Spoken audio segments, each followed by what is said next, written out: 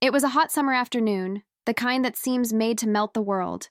The sun was relentless, and the heavy air carried the salty smell of the sea mixed with the aroma of the heated wood on the porch. In my family's beach house, everything seemed frozen in time, except for the sound of muffled conversations and laughter coming from the living room. I hadn't planned to spend that vacation there, but my father had insisted. He said it would be... I blurted out before he could say anything else. It's wrong. He came closer, his eyes more intense than ever. I know, he said, his voice firm but vulnerable. But what I feel for you isn't something I can just erase. His words broke down the wall I had been trying to maintain, and that night, as the rain fell and the world seemed suspended, we let ourselves be carried away by what we felt, without thinking about the consequences. Good for me, that I needed some peace. Deep down, I knew he just didn't want to be alone. The house was full of people, but no one seemed to take up as much space as Daniel. He was the kind of man who effortlessly drew attention. It wasn't just because of his appearance, although it was impossible to ignore his magnetism, his lightly tanned skin, his striking features, and that deep gaze that seemed to carry secrets he would never share. The weekend was over. Daniel left with the rest of the group, and I was left with a strange feeling of emptiness. It wasn't regret, but the certainty that something in me had changed forever. Some stories don't need a happy ending. Some are meant to exist in stolen moments, where what is right and wrong no longer matters. I was left with the memories of that beach house, the conversations, the looks, and the nights full of promises. Knowing that, more than that, it was the way he walked, as if he knew exactly who he was and the impact he had on those who looked at him. Daniel was a friend of my father's, someone I had seen many times at parties and lunches. I remembered how he always seemed in control, a glass of whiskey in his hand, stories to tell, and a deep laugh that made everyone pay attention. But that afternoon, he seemed different. Or maybe it was me who was different, noticing things that I hadn't noticed before. As the heat weighed down the air, voices mingled on the porch, but I needed some time alone. I picked up a book and went to the hammock in the corner of the garden, my favorite refuge. There, under the shade of the trees, and with the sound of the sea in the background, I thought I could distract myself. But the truth was that my attention was elsewhere, divided between the words of the book and Daniel's laughter, which seemed to steal all my concentration. A short time later, I heard footsteps on the lawn. I looked up, and there he was, walking towards me with 2 glasses in his hand. The ice clinked lightly, and the smile he wore was almost provocative. It wasn't the kind of casual smile you give to just anyone. It was the kind that makes you hold your breath. "You're gone," he said, his voice husky and low, filled with something I couldn't quite define. The sentence was simple, but the way he looked at me made the air feel even hotter. "I needed some quiet," I replied, trying to sound calm, even though I could feel my heart beating a little faster. He handed me one of the glasses and leaned against a nearby tree. The movement was casual, but there was something deliberate about it, as if he knew exactly what effect it was having. "Quiet is good," he said, but the tone of his voice seemed to suggest there was something else in the air. As I held the cold glass, trying to focus on my drink, I noticed that he didn't look away. It was as if he was studying me, dismantling every piece of the facade I was trying to maintain. His closeness, the warmth that came not only from the sun but from his presence, made my skin tingle. We talked for a while. He asked simple questions, but there was something about the way he asked them that felt too intimate. The way he tilted his head, the way he hung on my every word, was almost disconcerting. With each sentence, I could feel a tension building between us, something no words spoken out loud could describe. As the sun began to set, painting the sky orange and the yard with long shadows, he moved a little closer, as if the movement were natural.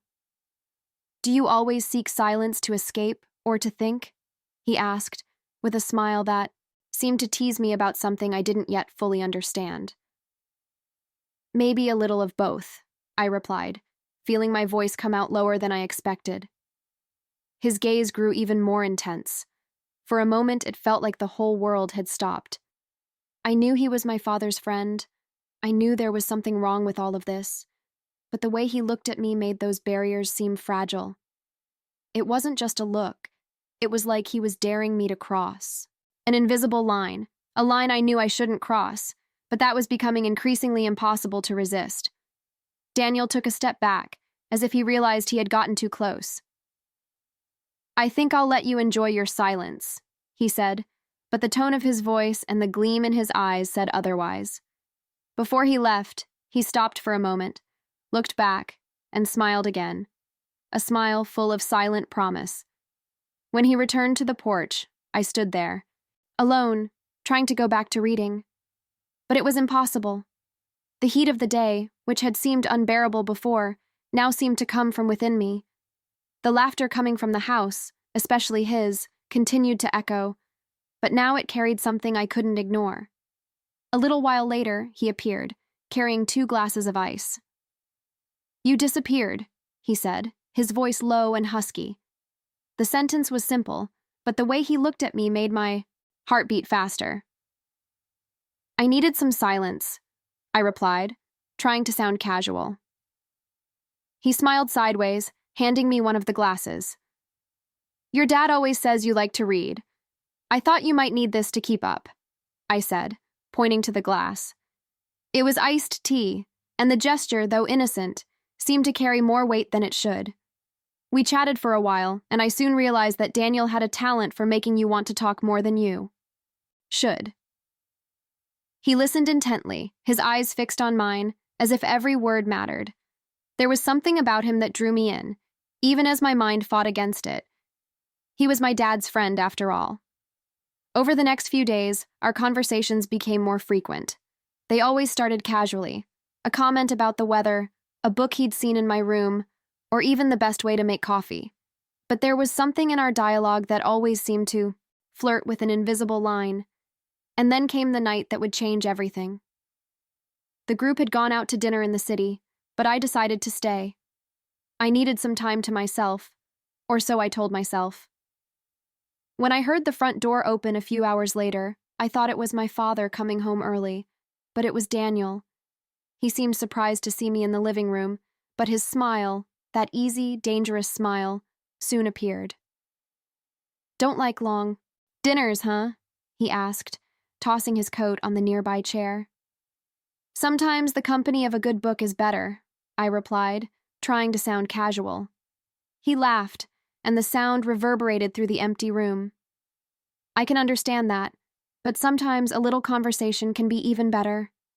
We sat on the couch, and for a while, we just talked.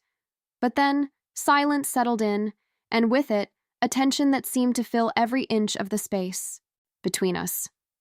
Daniel looked at me in a way he had never looked at me before, as if he was truly seeing me for the first time. "You're amazing, you know that?" he said softly. "Your father talks about you a lot, but he doesn't do it justice." My breath quickened, and before I could think, the words escaped. "Daniel, this isn't right." He leaned in a little closer, his eyes fixed on mine. "Maybe it isn't, but it's impossible to ignore." The hesitation between us felt like a minefield. Every word, every gesture, carried an indescribable weight. And then, as if the universe held its breath, he touched my hand. It was a simple touch, but it set something inside me on fire. The next few days were a mix of euphoria and guilt. We tried to be discreet, but every shared look, every casual encounter, felt like a silent confession. I knew we were treading on forbidden territory, but it was as if something bigger than the two of us was pulling us. The climax of our story came on a rainy night. The house was silent, and the sound of the rain hitting the windows seemed to amplify every emotion. Daniel found me in the living room, where I was trying, futilely, to concentrate on a book. "We need to talk," he said, his voice serious. I nodded, but before he could say anything else, I let the words fall out. "This can't go on, Daniel. It's wrong." He stepped closer, his eyes fixed on mine. "I know, but what I feel for you, it's not something I can just erase." The intensity in his voice, the way he sounded vulnerable and yet determined, broke down my defenses. And that night, under the sound of the rain and with our hearts torn between right and wrong, we let ourselves be carried away by the strength of what we felt. When the weekend was over and everyone had left, including Daniel, I was left with a strange emptiness. It wasn't regret, but a feeling that something had changed irrevocably. We never talked about the future, and maybe it was better that way. Some stories aren't meant to last, but to be lived intensely while they can. And so, I was left with the memories of that beach house, of the sunny afternoons and rainy nights, knowing that, for a brief moment, I allowed myself to experience something that transcended what was right or wrong. I told myself. As silence settled over the house, I settled into the living room couch with a book, even though I was more distracted than ever. Hours later, the front door opened. I thought it was my father, but when I looked up, I saw Daniel standing in the hallway, his hair slightly messy, and his easy smile that always seemed to be full of ulterior motives. "Don't like long dinners, huh?" he asked, taking off his coat and tossing it casually on the nearest chair. "Sometimes the company of a good book is better," I replied, trying to sound disinterested, although my voice betrayed the calm I wanted to convey. He laughed, and the sound echoed through the empty room, filling the space in a way that seemed too intimate. "I understand that," he said, sitting next to me on the couch, perhaps too close. "But sometimes a little conversation can be even better." And we talked. For a while, the words flowed easily, as if we were just two acquaintances talking about ordinary things. But then, the silence came, heavy, as if waiting for something. The room seemed to shrink, the air became thicker, and without realizing it, we moved closer. Daniel looked at me differently, as if he were seeing me for the first time.